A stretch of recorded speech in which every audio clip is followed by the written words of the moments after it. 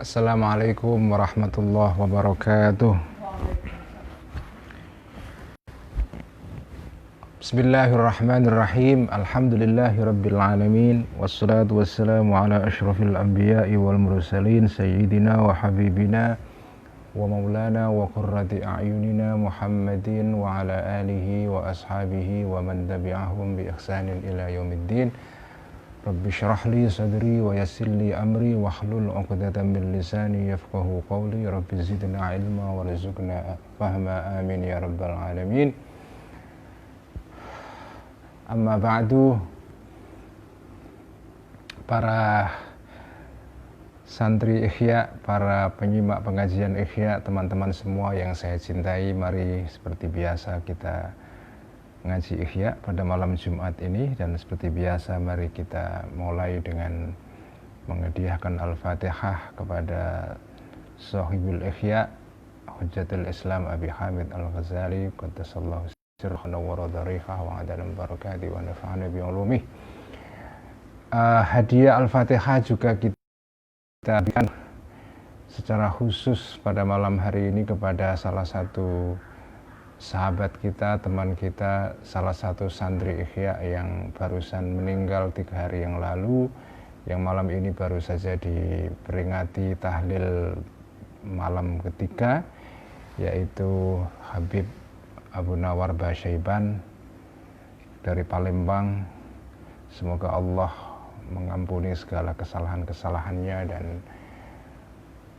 mengganjar dan membalas segala kebaikan-kebaikannya. Dan saya yakin banyak kebaikan-kebaikan Habib Abu Nawar ini kepada teman-temannya, kepada sahabat-sahabatnya, dan semoga yang ditinggalkan, keluarga yang ditinggalkan diberikan kesabaran oleh Allah Subhanahu wa taala. Dan hadiah Al-Fatihah juga kita niatkan agar semua teman-teman kita yang sekarang sedang menderita sakit, terutama karena Covid ya, semoga disembuhkan, segera dilekaskan kesembuhannya oleh Allah Subhanahu wa taala, dan semoga kita semua terhindar dari wabah ini, dan semoga wabah ini segera diangkat dari negeri kita, amin ya rabbal alamin. Syai'ulillahi Fatihah.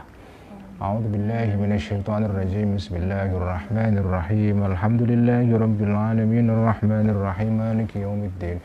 Iyyaka na'budu wa iyyaka nasta'in. Ihdinas siratal mustaqim, siratal ladzina an'amta 'alaihim ghairil maghdubi 'alaihim waladdallin. Amin. Bismillahirrahmanirrahim. Qala al-muallif rahimahullahu ta'ala wa nafa'ana bihi wa bi'ulumihi fid dharain amin. Rabbi yassir wa a'in. Teman-teman semua, kita akan membaca kitab Ihya di halaman 1027, dan ini adalah ngaji Ihya yang pertama di tahun 2021 ya. Jadi ini juga ngaji yang istimewa. Kalau minggu yang lalu ngaji tutup tahun, maka malam ini kita ngaji bukaan tahun ya, membuka tahun 2021. Semoga kita semua diberikan keistiqomahan, kekuatan untuk istiqomah terus ngaji kitab ini, terutama saya dan Mbak Admin. Semoga diberikan kekuatan untuk istiqomah ngaji kitab ini sampai khatam kitab Ihya ya. Dan pembahasan kita masih di sekitar afatul lisan ya, penyakit mulut manusia, penyakit lidah manusia. Dan penyakit lidah yang ke-14 ini adalah penyakit yang disebut dengan al-kidhbu atau bohong ya. Halaman 1027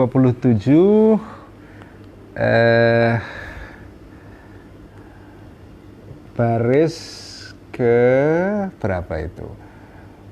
Waruwiya ya, atau waqala, sebentar ya.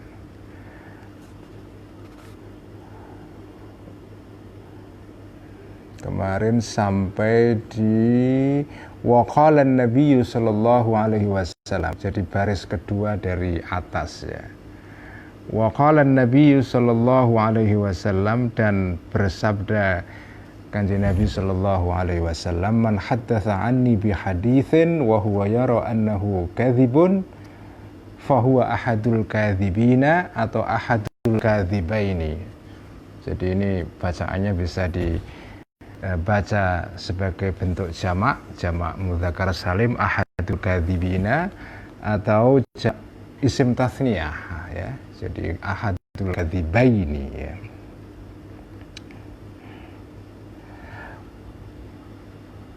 Man haddatsa, man barang siapa haddatsa yang menceritakan hadis ya, meriwayatkan hadis anni dari aku maksudnya Kanjeng Nabi ya, bi hadisin dengan sebuah hadis ya, bi hadisin dengan sebuah hadis, wa huwa sementara orang tadi itu ya tahu bahwa annau sesungguhnya hadis tadi itu kadzibun adalah hadis bohong, maka fahuwa orang ini ya ahadul kadzibina, salah satu daripada orang-orang yang bohong, atau ahadul kadzibaini ya. Jadi ini kalau dalam riwayat menurut versinya atau menurut riwayatnya Imam Nawawi yang terkenal itu yang mensyarahi Sahih Muslim ya, maka dibaca ahadul kadzibaini ya. Ahadul kadzibaini adalah salah satu dari dua orang yang bohong ya, yaitu dia sendiri bohong dan orang yang memberikan atau menceritakan riwayat hadis itu kepada dia juga bohong ya. Jadi yang bohong kan dua, yaitu guru yang dari mana dia mendapatkan riwayat itu dan dia sendiri. Jadi rawi yang sebelum dia juga bohong, dia sendiri juga bohong. Jadi ada dua orang bohong di sini, yaitu dia yang menceritakan hadis itu dan guru atau sumber dari mana dia mendapatkan hadis itu juga bohong. Jadi itu disebut sebagai ahadul kadzibaini ya. Dan dalam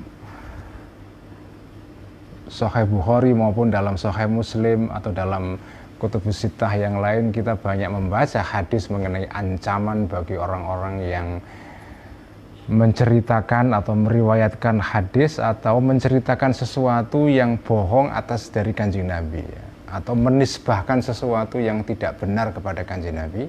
Itu adalah ancamannya besar sekali, karena itu berbohong terhadap Kanjeng Nabi ya, itu resikonya besar sekali.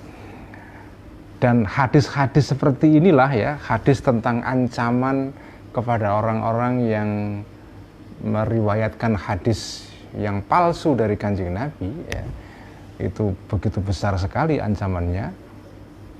Maka hadis-hadis itulah yang mendorong para ulama untuk melakukan verifikasi hadis ya. Dan lahirlah ilmu tentang bagaimana melakukan verifikasi atas hadis, ilmu tentang ilmu rijal ya, ilmu mengenai kualitas orang-orang yang meriwayatkan hadis ya, apakah dia bisa dipercaya atau tidak.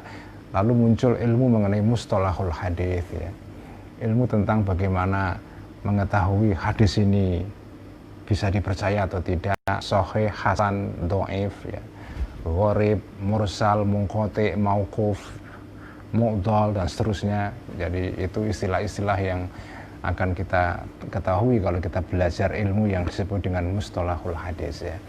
Itu salah satu ilmu yang luar biasa kaya ya, yang kita nggak temukan di dalam tradisi agama yang lain. Dalam Islam itu ada tradisi yang disebut dengan tradisi melakukan verifikasi terhadap hadis-hadis yang berasal dari Kanjeng Nabi ya. Dan itu luar biasa kaya sekali, menakjubkan sebetulnya kalau itu bagaimana para ulama kita itu dulu mendedikasikan diri untuk memastikan ya hadis ini bisa dipercaya atau tidak, valid atau tidak.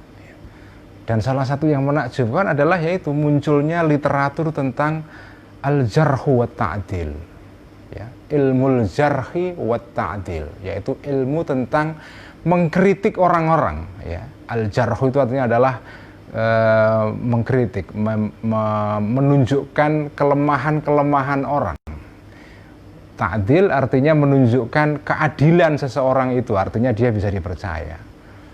Jadi ini ilmu yang dasar sekali. Itu kitabnya ratusan jilid, ya, atau bahkan ribuan jilid, karena yang menulis di dalam ilmu jarhi wa ta'dil itu banyak sekali, ya.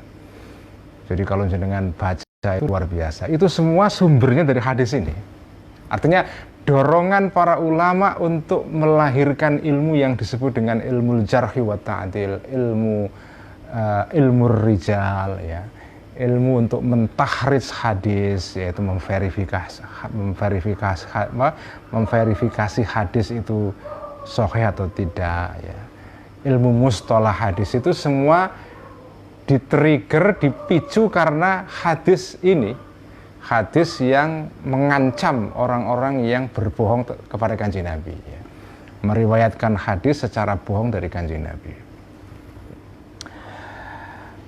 Waqala, dan berkata dan bersabda Kanjeng Nabi sallallahu alaihi wasallam, man halafa ala yaminin bi ithmin liyaqtati'a biha ma lam ri'in muslimin ghairi haqqin laqiyallaha azza wa jalla wa huwa alaihi ghadbanu.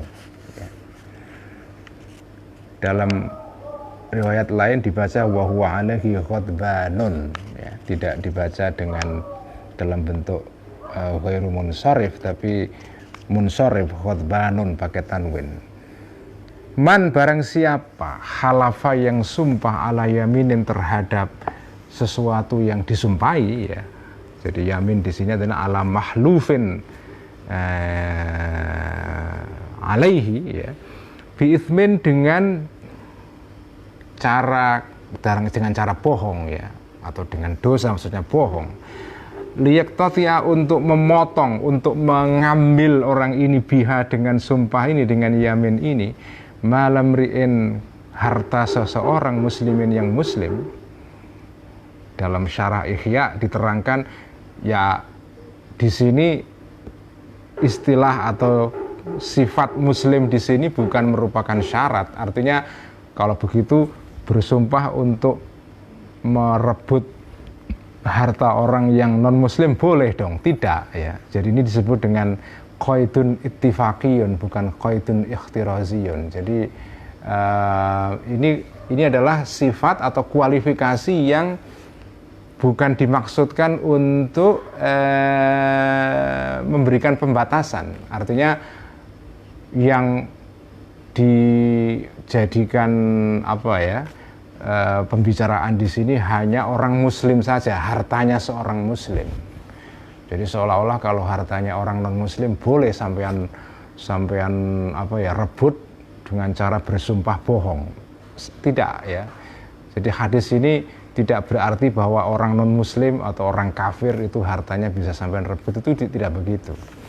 Jadi ini bukan qaidun ikhtiraziyun, tapi qaidun ittifaqiyun. Ya, kebetulan karena Kanjeng Nabi berbicara dengan audiens, dengan para sahabat yang kebetulan muslim semua, jadi makanya beliau mengatakan imri'in muslimin.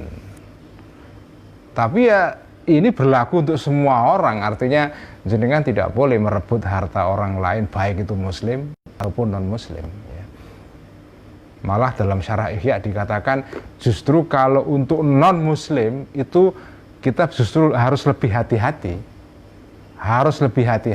ya. Daripada kalau kita berhadapan dengan orang yang muslim. Kenapa alasannya? Dalam syarah Ihya diterangkan, karena alasannya kalau jenengan itu merebut hartanya seorang muslim dengan cara curang, itu ada kemungkinan di akhirat nanti kamu itu memaafkan orang yang merebut harta kamu dan kamu mendapatkan pahala, derajat kamu naik karena kamu seorang muslim. Artinya kamu berbuat baik itu ada pahalanya. Tapi kalau merebut hartanya orang non-muslim, ya, kemudian orang kafir maksudnya ya, orang kafir ini kemudian memaafkan kamu ya, itu permaafan dia itu tidak menambahkan derajat apa-apa kepada dia, karena orang kafir dalam dalam ajaran Islam ya, nanti kalau di akhirat ya amalnya itu sia-sia ya, karena dia tidak ada iman dalam dirinya. Artinya dia berbuat baik itu tidak menambahkan derajat apa. Karena itu kalau kamu berhadapan dengan orang yang non-muslim, hartanya seorang non-muslim justru harus lebih hati-hati daripada hartanya orang yang muslim ya. Karena alasan tadi itu kalau kita baca dalam syarah ya, Ihya ya. Jadi barang siapa merebut hartanya orang lain, baik muslim atau tidak muslim, dengan cara bohong, bighairi haqqin, dengan cara tidak benar, maka laqiya akan berjumpa orang ini Allah kepada Allah Azza wa Jalla, wa huwa dalam keadaan Allah ini alaihi terhadap orang ini ghadbanun. Di dalam syarah Ihya itu ada riwayat yang membaca ghadbanun dengan tanwin. Untuk sebetulnya ghadbanu itu isim ghairu munsharif, tapi dibaca tanwin untuk menunjukkan betapa Allah itu marah sekali. Jadi tanwin di sini dikembalikan untuk menunjukkan asyiddah ya.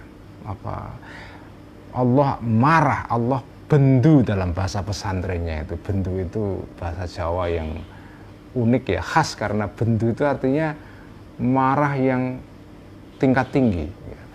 Kalau marah biasa itu ya ngamuk, atau bukan ngamuk ya marah biasa, tapi kalau bendu itu marah yang tingkat tinggi sekali. Wa huwa dalam keadaan Allah alaihi terhadap orang ini ghadbanun, itu bendu, marah sekali, pakai tanwin ya. Meskipun ini seharusnya dibaca ghadbanu ghairu munsharif, tidak boleh ditanwini karena isim ghairu munsharif, tapi dalam syarah Ihya diterangkan salah satu versi riwayatnya membaca dengan tanwin untuk menunjukkan betapa Allah itu marah sekali kepada orang yang melakukan tindakan ini. Dengan kata lain, Allah itu tidak suka tindakan yang tidak adil.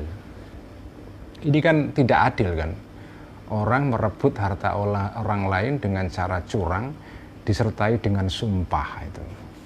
Makanya judulnya pembahasan di dalam bagian ini itu adalah al-kidhbu fil qawli wal yamini, bohong di dalam pembicaraan pada umumnya, dan secara khusus bohong di dalam bersumpah. Karena biasanya orang itu bersumpah itu kadang-kadang justru untuk menutupi kebohongannya. Nah, ini kan aneh ini ya.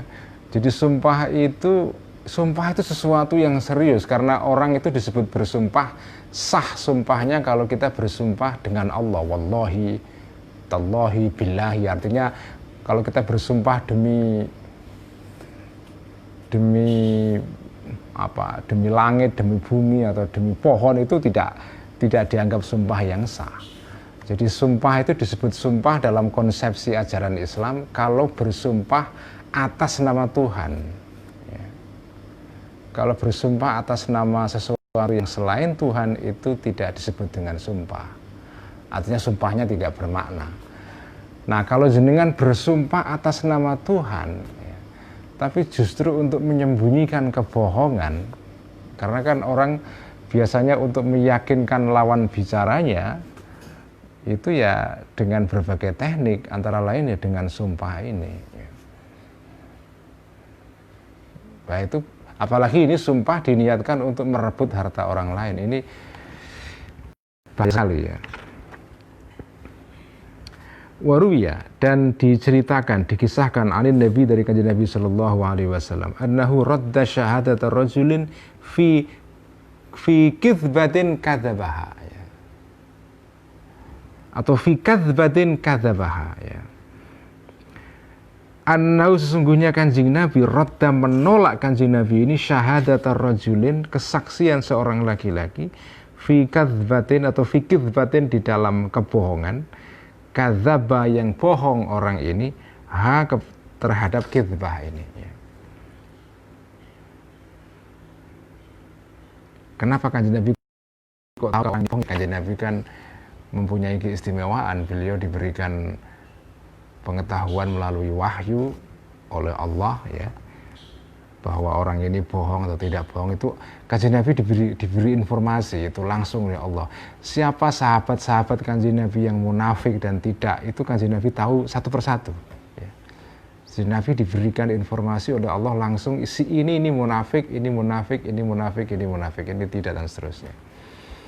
Dan informasi itu semua diberikan kepada satu sahabat saja, yaitu sahabat yang namanya sahabat besar ya, Hudzaifah al-Yamani. Itu satu-satunya sahabat yang diberikan informasi rahasia oleh Kanjeng Nabi tentang siapa sahabat-sahabat ya, jihad lahirnya, secara lahiriah dia sahabat karena dia bertemu dengan Kanjeng Nabi dan beriman secara lisan, tapi sejatinya dia itu munafik dalam pengertian imannya tidak jujur. Nah itu Kanjeng Nabi tahu, siapa yang bohong, siapa yang tidak, itu Kanjeng Nabi tahu semua ya. Ya karena diberikan informasi oleh Allah itu. Nah Kanjeng Nabi pernah menolak ini, kesaksian orang yang bohong ini. Wa qala, dan bersabda Kanjeng Nabi SAW, kullu khoslatin yutba'u au yutwa 'alaihal muslimu illal khiyanata wal kadhiba atau wal kadzba. Kullu khoslatin, setiap sifat atau sifat yang biasanya menetap dalam jiwa ya, yaitu akhlak ya. Kullu khoslatin, setiap akhlak ya. Yutba'u itu bisa diciptakan, dicetak ya. Maksudnya diciptakan sejak lahir. Au yutwa, atau ini ragu-ragu dari rawi ya. Jadi rawi itu kadang-kadang orang yang menceritakan hadis itu kadang-kadang dia tidak yakin apakah Kanjeng Nabi menggunakan redaksi yutba'u atau yutwa ya. Nah rawi hadis itu kalau dia ragu-ragu ya dia jujur dikatakan saja au yutwa. Jadi Kanjeng Nabi itu dia tidak yakin apakah Kanjeng Nabi menggunakan redaksi yutba'u atau yutwa, karena itu dia sebutkan dua-duanya. Jadi ini adalah syakkun minar rawi. Jadi rawinya sendiri tidak yakin redaksi mana yang dipakai Kanjeng Nabi ya. Ya ini untuk amanah ilmiah, untuk kejujuran. Dia tidak sok yakin yutba'u padahal dia nggak yakin Kanjeng Nabi apakah menggunakan redaksi ini atau redaksi itu, dia nggak terlalu yakin itu.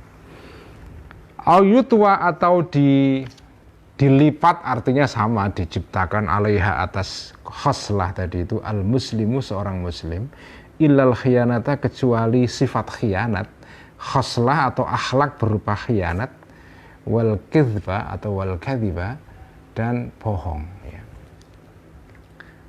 Apa maksudnya hadis ini itu ya? Sifat di dalam manusia itu terjadi melalui dua proses ya. Ada yang disebut dengan tab'un, yaitu sifat yang ada pada manusia sejak lahir, artinya watak ya. Ada yang disebut dengan tatabbu ya. Tatabbu itu artinya adalah sifat yang muncul pada seseorang, pada manusia karena latihan terus-menerus. Jadi ada tab'un, ada tabiat, ada tatabbu ya. Jadi ada dua istilah kunci di sini.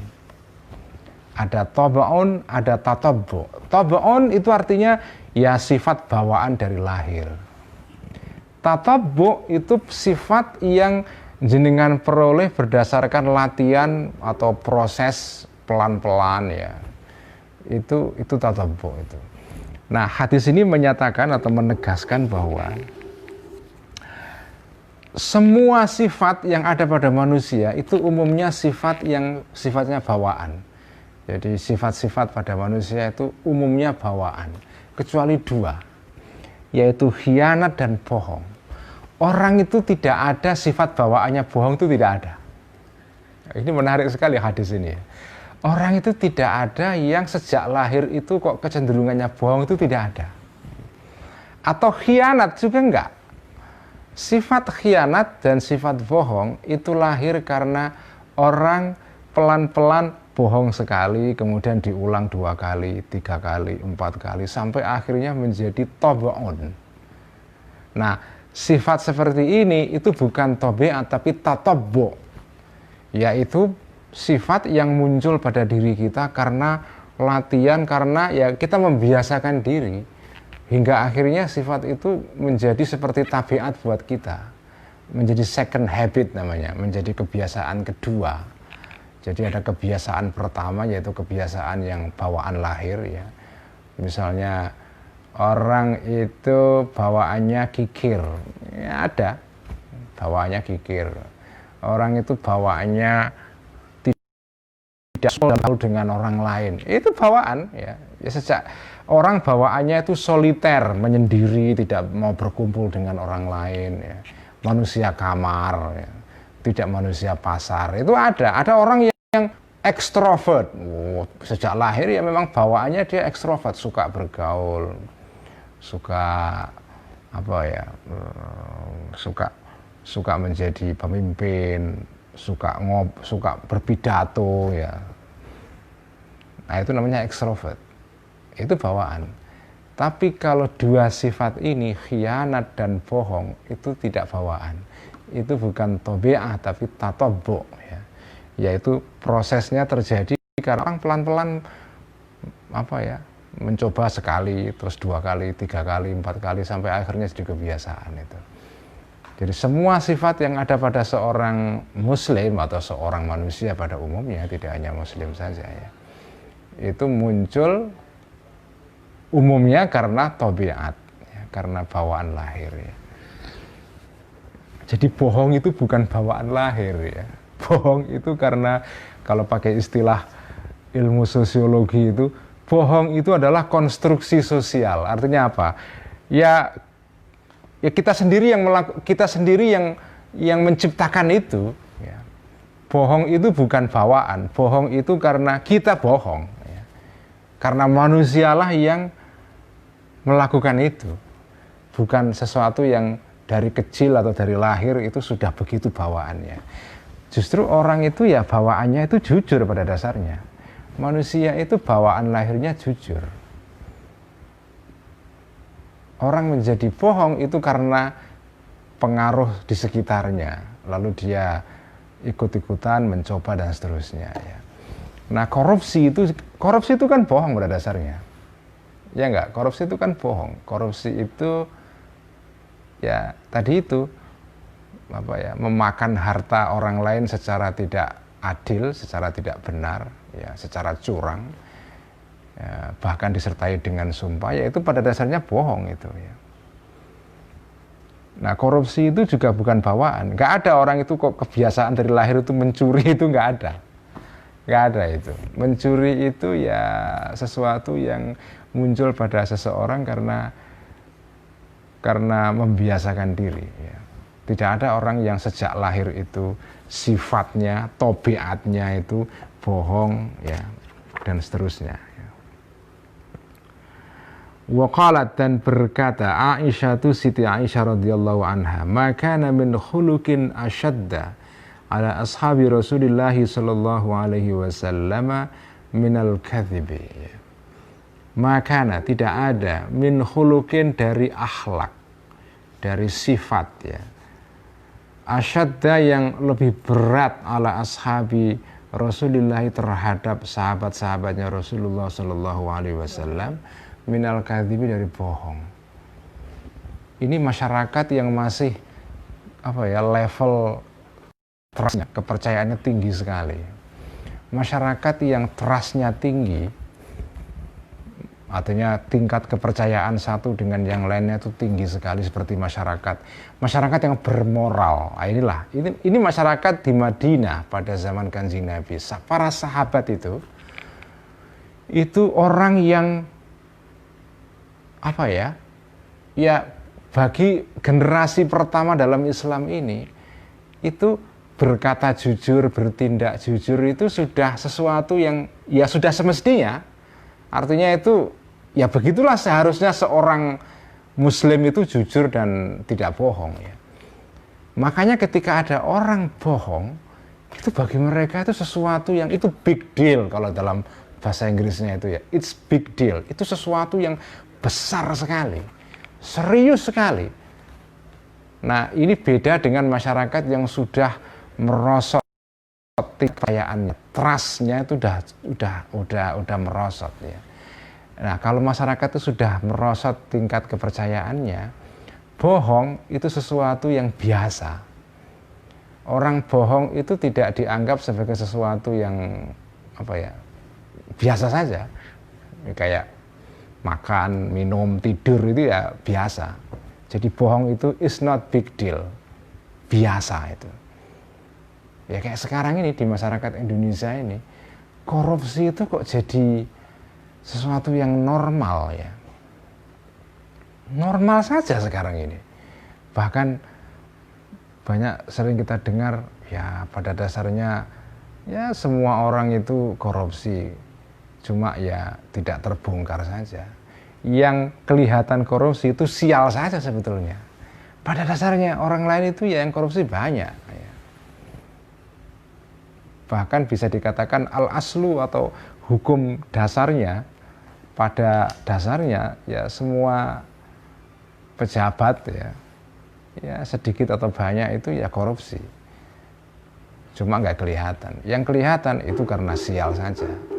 Jadi inilah masyarakat generasi awal dalam Islam ya, masyarakat di mana bohong itu sesuatu yang serius sekali ya, serius sekali, sesuatu yang berat rasanya di mata para sahabat Kanjeng Nabi itu.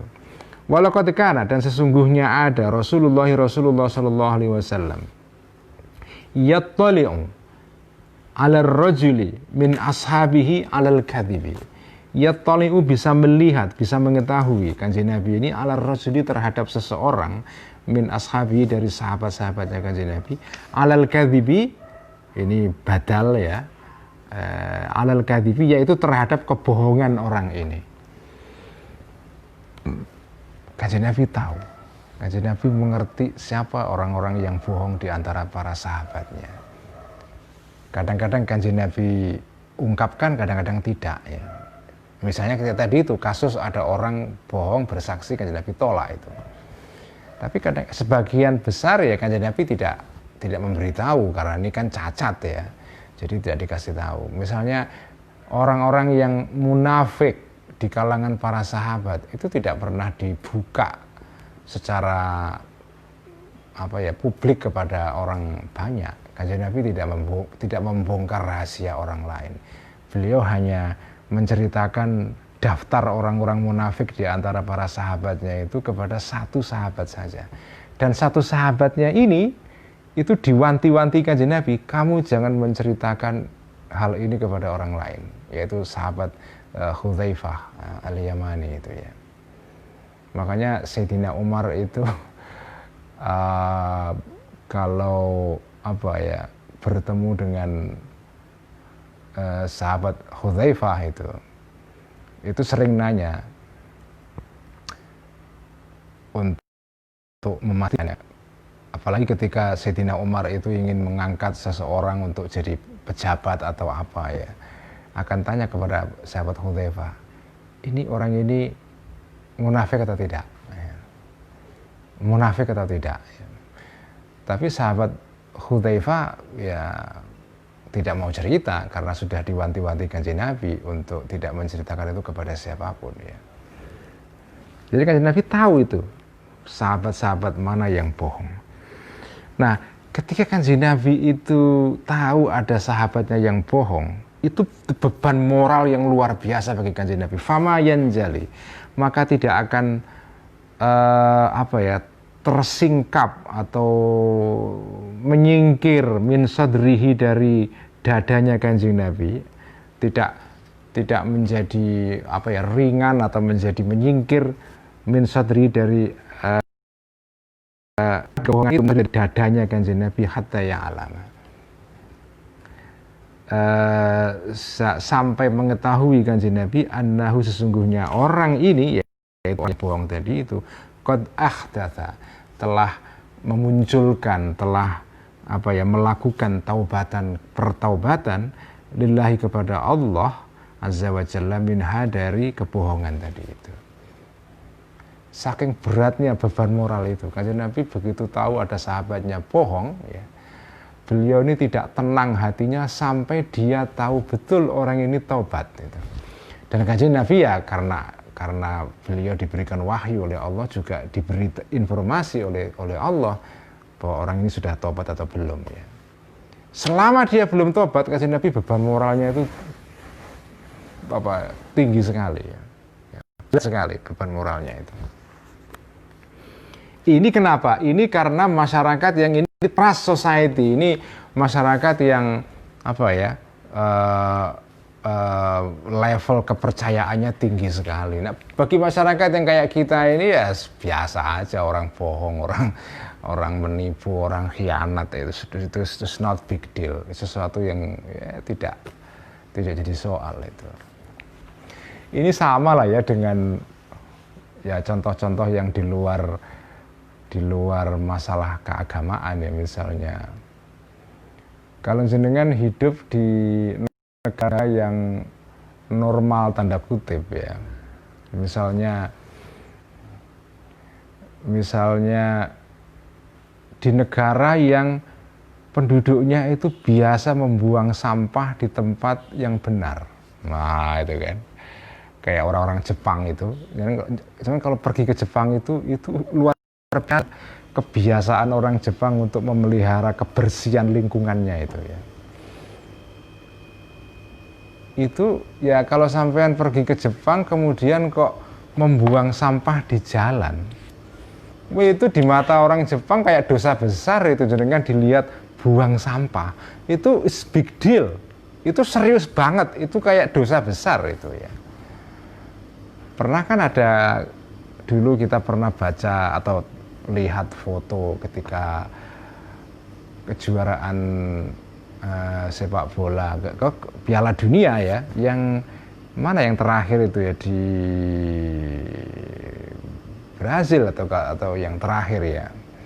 Pokoknya Piala Dunia terakhir itu ketika penonton dari Jepang itu ikut nonton Piala Dunia itu, begitu selesai mereka tidak langsung pulang, mereka bawa plastik kemudian memunguti sampah di tribun itu, sampai orang Barat geleng-geleng. Ini orang Jepang emang gila itu, obsesinya dengan kebersihan itu ya, dengan toharoh itu ya, itu luar biasa.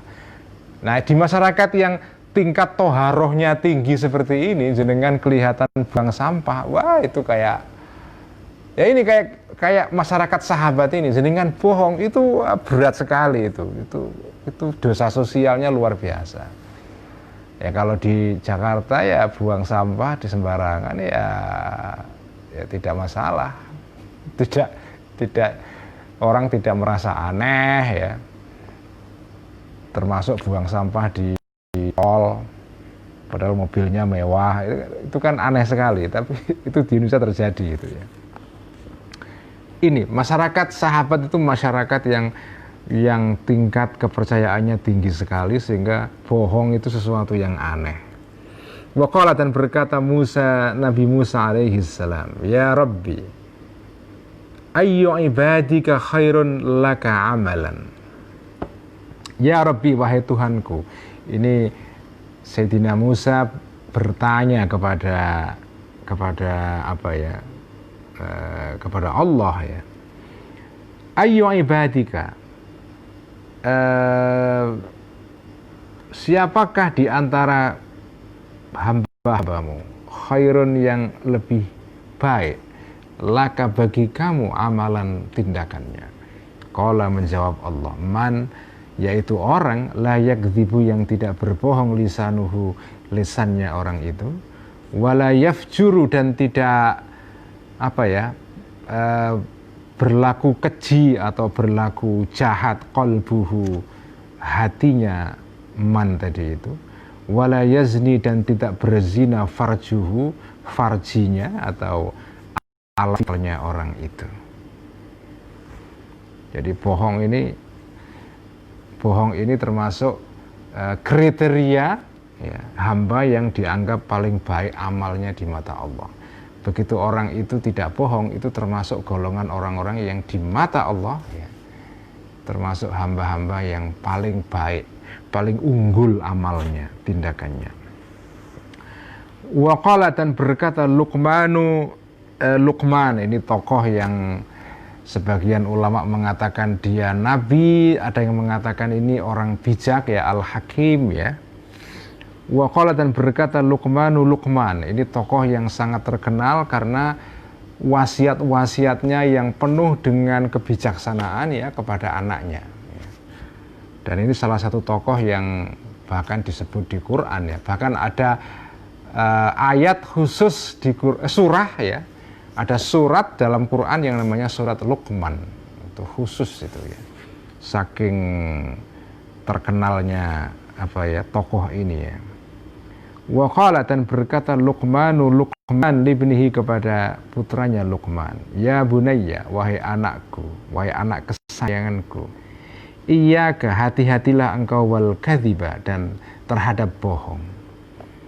Karena bohong itu, fa innahu, karena sesungguhnya bohong, syahyun, itu lezat sekali. Bohong itu enak sekali dirasakan di dalam diri kita itu ya. Sesuatu yang nikmat, bohong itu nikmat ya. Kalahmil usfuri, seperti dagingnya burung pipit ya, burung pipit. Mungkin bukan burung pipit ya, tapi usfur itu burung pipit memang. Tapi daging burung yang enak itu saya kira daging burung dara ya, atau ya dara ya, manuk doro itu loh. Itu kan dagingnya memang lezat sekali itu burung dara itu.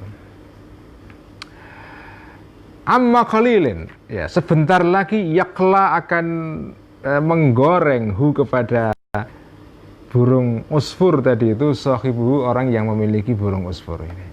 Bohong itu nikmat sekali seperti daging burung ya, burung yang nikmat ya. Wa qala, dan berkata Kanjeng Nabi, bersabda Kanjeng Nabi alaihi salamu fi madkhis sidqi, di dalam memuji sifat kejujuran ya. Arba'un idza kunna fihi la yadurruka ma fataka minad dunya.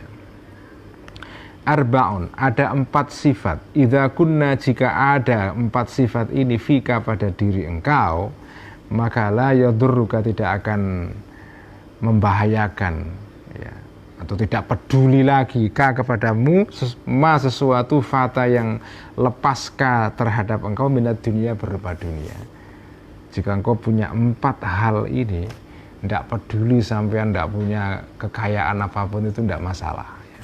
Asal punya 4 ini kekayaan yang jauh lebih berharga daripada kekayaan dunia yang berapapun jumlahnya. Pertama, sidqul hadithi, kejujuran atau kebenaran dalam berbicara. Begitu jenengan itu berkata jujur, itu akan mendatangkan harta yang lebih banyak daripada harta yang kamu peroleh dengan cara yang biasa. Orang yang punya harta tapi tidak jujur, itu pelan-pelan hartanya bisa hilang semua. Orang yang tidak punya harta sama sekali, begitu dia jujur, harta akan datang. Itu sidqul hadits ya. Wa hifdzul amanati, dan menjaga kepercayaan. Wa husnu khuluqin, dan baiknya akhlak. Wa iffatu tu'matin, dan menjaga makanan. Artinya makanan yang halal ya, bukan makanan yang haram. Begitu jenengan punya 4 sifat ini, semula sampean kere, itu insya Allah pelan-pelan akan jadi kaya. Tapi kalau jenengan kaya, pelan-pelan tidak mempunyai 4 sifat ini, pelan-pelan kekayaan itu akan hilang. Dan saya kira pasti akan hilang itu.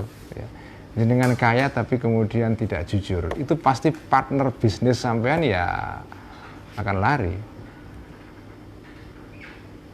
Begitu jenengan tidak bisa dipercaya, tidak hifdzul amanah, pasti nasabah akan, atau klien sampean lari semua ya. Apalagi di era medsos sekarang, begitu jenengan dikasih review buruk oleh konsumen, habis semua itu dagangannya ya. Sekarang ini kan review konsumen itu kan penting sekali. Dengan jualan online itu, kemudian kok reviewnya buruk, udah jangan berharap akan kembali lagi konsumennya ya. Dengan mengelola penginapan, kemudian reviewnya buruk semua, ya pelan-pelan akan lari semua dan akan gagal bisnis kita.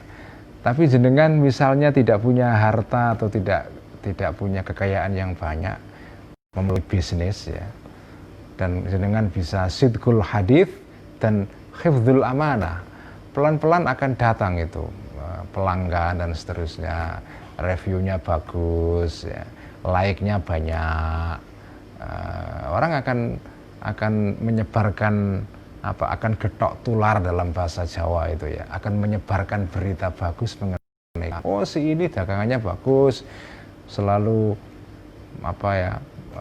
cepat pengirimannya, tidak ada packagingnya bagus, tidak cacat dan seterusnya, kan gitu kan ya. Ini yang biasa belanja online pasti tahu ini ya, bagaimana cara belanja online itu, bagaimana cara menilai vendor atau seller itu ya. Wa qala, dan berkata Abu Bakrin, Sayyidina Abu Bakar radhiyallahu anhu, fi khutbatin, di dalam satu khutbah pidato, ba'da wafati Rasulillah, setelah wafatnya Rasulullah sallallahu alaihi wasallam. Ini hadis ini atau kisah ini sudah pernah diceritakan sebelumnya, disebutkan dalam pembahasan sebelumnya oleh Al-Ghazali dalam pembahasan mengenai soal asidku ya. Qama, berdiri, fina, di antara kami Rasulullah sallallahu alaihi wasallam, mithla maqami atau mithla muqami hadza, seperti berdirinya aku hadza sekarang ini, ama awalin, pada tahun pertama ya, artinya tahun-tahun awal Kanjeng Nabi hijrah ke Madinah ya. Thumma baka, kemudian menangis Kanjeng Nabi. Wa qala, dan berkata Kanjeng Nabi, bersabda Kanjeng Nabi, alaikum bisidqi fa innahu ma'al birri wa huma fil jannati. Alaikum, hendaklah konsisten kalian, menetapi kalian bisidqi, terhadap tindakan jujur, berkata benar ya. Fa innahu, karena sesungguhnya sidqu ma'al birri, bersama tindakan yang baik ya. Ma'al birri, bersama tindakan yang baik ya. Bacanya birrin, karena kalau kita baca al-burri, baknya di dhammah, itu artinya gandum. Kalau jenengan baca al-barri, artinya orang yang bertindak baik, orangnya. Tapi kalau al-birru dibaca kasroh, itu tindakan baiknya. Jadi kalau al-birru itu tindakan baiknya, al-barru orangnya yang melakukan tindakan baik ya. Makanya dalam Al-Quran ada ayat yang bunyinya laisal birru ya. Laisal birru an tuwallu wujuhakum qibalal masyriqi wal maghribi walakinnal birra man amana billah, dan seterusnya. Bacanya al-birru, bukan laisal barru ya, karena kalau al-barru itu maknanya adalah orang yang bertindak baik. Itulah uniknya bahasa Arab itu, jenengan baca beda harokatnya ya, baknya dhammah, fathah atau kasroh, itu mengubah makna secara real ya. Fa innahu, karena sesungguhnya as-sidqu ma'al birri, bersama tindakan baik ya. Atau ma'al birri itu bersama, khobarnya inna, bersama tindakan baik. Wahuma, dan kedua hal ini yaitu as-sidqu wal birru fil jannati, berada di surga ya. Ini pesannya Kanjeng Nabi yang mohon maaf ya, waqala tadi itu sebetulnya rujuknya bukan kepada Kanjeng Nabi ya, ini salah saya. Waqala, dan berkata Sayyidina Abu Bakar ya, bukan Kanjeng Nabi ya. Makanya dalam Syarah Ihya dikatakan sebetulnya Imam Ghazali agak kurang tepat menyebutkan dalil ini di bawah atau dalam paragraf ini, karena paragraf ini isinya adalah dalil-dalil yang sumbernya dari hadis mengenai bahaya bohong ya. Sementara ini kan bukan hadis, ini athar, ini adalah kata-kata sahabat yaitu Abu Bakar. Karena itu sebaiknya kata-kata ini atau athar ini diletakkan di bagian berikutnya. Nanti dalam paragraf berikutnya ada bagian mengenai soal al-athar. Artinya adalah ucapan-ucapan bukan dari Kanjeng Nabi tapi dari para sahabat yang berisi tentang apa, bahaya bohong ya. Kan seperti saya terangkan berkali-kali, Imam Ghazali itu selalu sistematis di dalam menulis kitabnya ini ya. Jadi ketika membahas sesuatu itu pertama dimulai dengan menyebutkan hujjah atau dalil-dalil dari Quran. Yang kedua hadis. Ketiga al-athar, yaitu sahabat atau para tabi'in ya. Setelah itu baru ucapan para ulama setelah generasi itu. Baru kemudian setelah itu pembahasan Al-Ghazali sendiri. Jadi beliau itu akan ngasih komentar atau opininya yang orisinal dari beliau sendiri setelah selesai menyebutkan tadi itu semua itu, Quran, hadis, athar, dan kisah-kisah dari para ulama pada zaman awal ya. Para sufi-sufi besar di zaman awal itu. Baru setelah itu beliau akan menjelaskan opini beliau sendiri atau pembahasan dari beliau sendiri itu. Nah ini sebetulnya bukan sabda Kanjeng Nabi, tapi ini adalah perkataan Sayyidina Abu Bakar, sehingga kurang tepat jika dimasukkan di paragraf ini, sebaiknya di paragraf berikutnya itu. Wa qala, dan berkata, ini juga sama. Oh, kalau ini bukan kata-kata sahabat, ini langsung Kanjeng Nabi ini. Wa qala, dan berkata Mu'adzun, sahabat Mu'adz bin Jabal ya.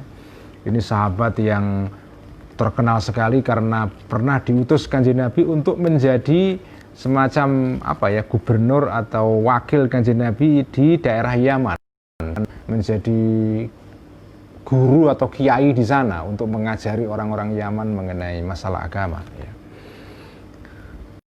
Sahabat besar sekali. Wa qala, dan berkata Mu'adzun, sahabat Mu'adz bin Jabal, qala, pernah berkata li kepadaku Rasulullah sallallahu alaihi wasallam.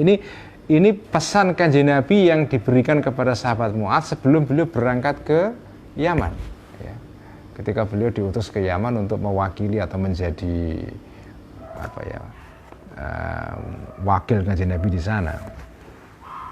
Nah, Kanjeng Nabi pernah berpesan kepadaku, uzika, berwasiat akuka kepada engkau bitaqwallah, takwa kepada Allah, wasidqil hadithi, dan kejujuran dalam berbicara, dalam omongan ya. Wa adail amanati, dan di dalam menyelenggarakan atau menunaikan amanat. Wal wafai, dan memenuhi bil ahdi, terhadap janji. Wa badlis salami, dan menyebarkan, memberikan salam ya. Maksudnya assalamualaikum ya kepada orang-orang dia maksudnya. Wa hafdzil janahi, dan merendahkan tubuh atau merendahkan badan, artinya tawadu ya, rendah hati, tidak sombong itu ya. Inilah pesan Kanjeng Nabi kepada sahabat Mu'adz bin Jabal sebelum diutus ke Yaman ya. Nah ini hadis ini bisa menjadi teladan bagi orang-orang yang kebetulan menjadi pemimpin ya. Jadi ya sebaiknya kalau kita mengutus seseorang mewakili kita, menjadi ambasador kita, menjadi apa ya, duta kita untuk masyarakat lain atau negara lain, atau menjadi perwakilan dari kita, atau kiai mengutus santrinya untuk menjadi apa, guru di sebuah tempat atau menjadi kiai di sebuah tempat ya. Itu sebaiknya untuk mengikuti teladan Kanjeng Nabi ini ya, kita sebelum mengutus orang itu, sebelum dia berangkat, memberikan pesan-pesan ya. Dan inilah yang sering kali dilakukan Kanjeng Nabi ketika beliau mengutus sahabatnya ke sebuah daerah. Selalu sebelum berangkat diberikan bekal, diberikan wasiat dulu, diberikan apa ya bekal berupa, bukan bekal material, tapi bekal berupa bagaimana cara menghadapi keadaan ini, keadaan itu jika terjadi sesuatu di daerah itu misalnya. Inilah pesan kanjeng Nabi, salah satunya adalah tadi itu wasidqil hadits ya. Artinya apa? Tidak bohong ya. Dan ini pesan diberikan kepada orang yang nantinya akan menjadi gubernur atau pemimpin di daerah itu ya. Jadi pertama takwa kepada Allah, ngomong jujur, menunaikan amanah atau tanggung jawab, memenuhi janji, menyebarkan salam, artinya mengucapkan salam ketika bertemu dengan orang lain, dan wa khafdul janah. Khafdul janah itu secara harafiah maksudnya adalah merendahkan sayap ya. Artinya apa? Ya, orang jangan sayapnya ditinggikan sehingga terkesan sombong. Jadi menjadi pemimpin itu harus kalau bisa tidak dipandang oleh rakyatnya kelihatan sebagai pemimpin yang sombong. Itu pemimpin yang sombong itu pasti jelai bagi yang dipimpin ya. Membosankan, menjengkelkan bahkan itu.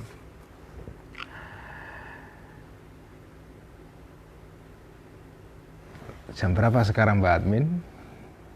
Oh sudah jam 9 lebih ya. Ya saya kira cukup ya ngaji Ihya malam ini. Minggu depan kita akan masuk kepada ini pembahasan soal bohong, ini panjang sekali ini ya. Ini panjang sekali. Nanti ada pembahasan yang menarik sekali. Yaitu karena soal bohong ini apa ya?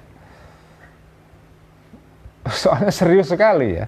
Jadi misalnya nanti ada pembahasan dalam bagian berikutnya menarik tentang kadang-kadang bohong itu diperlukan. Ya. Kadang-kadang bohong itu diperlukan dan Al-Ghazali menerangkan situasi-situasi apa yang membolehkan kita bohong. Ada itu keadaan-keadaan yang dikecualikan ya, situasi-situasi yang spesial, yang khusus di mana sampean boleh bohong ya. Nanti juga ada berbohong tapi tidak langsung ya, tapi dengan cara pasemon atau boleh enggak dan seterusnya. Apakah berbicara dengan cara yang tidak langsung yang mengandung pasemon ya itu masuk dalam kategori bohong atau tidak dan seterusnya. Jadi pembahasan mengenai bohong ini panjang sekali, berhalaman-halaman ya. Ya masih ada 3 halaman setelah ini yang berbicara mengenai masalah bohong ini, karena memang masalah bohong ini masalah yang ya serius sekali ya, serius sekali. Saya kira itu ngaji Ihya pada malam hari ini, semoga kita terhindar dari kebohongan dalam hidup kita ini ya, apalagi kebohongan sebagai watak. Itu naudzubillah ya, semoga kita tidak tercatat di catatannya Allah sebagai tukang bohong, karena begitu kita sudah dicatat ya yuktaba indallah kadzab, ya sudah kita ini akan susah untuk menghindarkan bohong, karena bohong sudah menjadi habit kita, menjadi kebiasaan kita itu. Ya bohong itu kadang-kadang tidak terhindarkan dalam hidup sehari-hari, tapi sekurang-kurangnya kalaupun kita bohong, itu bukan bohong yang menjadi kebiasaan, bukan menjadi watak, tapi tadi itu bohong yang bukan tobeat, tetapi bohong yang masih tarafnya itu tatabbu. Ya kita memang menjalani bohong ya 1-2 kali, tapi tidak kemudian menjadi kebiasaan, karena begitu kebiasaan ya sudah susah untuk ditinggalkan ya. Jadi semoga kita dilindungi dari menjadikan bohong sebagai kebiasaan kita. Mari kita tutup ngaji Ihya malam ini dengan membaca sholawat tibbil qulub ya. Allahumma salli ala sayyidina Muhammadin tibbil qulubi wa dawaiha wa afiyatil abdani wa shifaiha wa nuril absari wa diyaiha وعلى آله وصحبه وسلم. اللهم صل على سيدنا محمد طب القلوب ودوائها وعافية الأبدان وشفائها ونور الأبصار وضيائها وعلى آله وصحبه وسلم. اللهم صل على سيدنا محمد طب القلوب ودوائها وعافية الأبدان وشفائها ونور الأبصار وضيائها وعلى آله وصحبه wasallim. Sekian, wassalamualaikum warahmatullahi wabarakatuh. Waalaikumsalam.